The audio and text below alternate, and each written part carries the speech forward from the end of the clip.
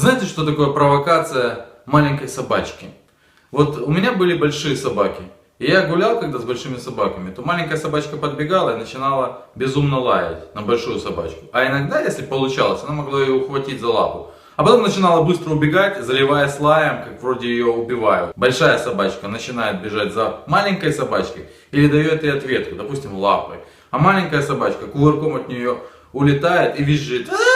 Вот так вот. На днях стадо гиббонов разгромило консульство России в Харькове. Типа поздравили с Днем России.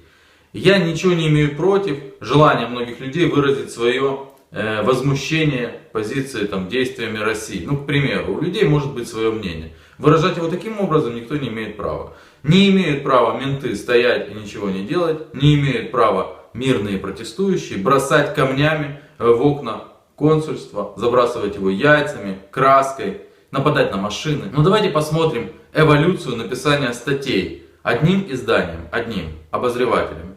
Вот как об этом написал обозреватель. День России в Харькове. Посольство страны-агрессора поздравили яйцами и зеленкой. Ха-ха-ха. Смотрите-ка. Класс. Давай, мочи. Вот, пикетчики. Как сообщал обозреватель, власти Молдовы сорвали планы россиян. Слава Украине! Ура! День России! Поздравили! Путин хэ! Через несколько часов, там же, беззубая ответка. В Москве молодчики кидали яйца в посольство Украины, но промахнулись. Вот, они бросали яйца, но не попали. А мы напоминаем, что 11 июня украинские патриоты пришли к Генконсульству России в Харькове и в честь праздника забросали его яйцами, мукой и зеленкой. Еще через несколько часов. Там же. МИД.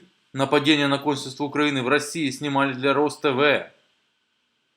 Повреждения могут вызвать временное прекращение приема граждан. Да что ж такое-то, а? Залиты зеленкой, завалены яйцами и мусором. По всей видимости, в этот раз попали. Разбиты 90% окон. Да что же это такое? Молодчики кидали яйца в посольство Украины, как сообщал ранее обозреватель.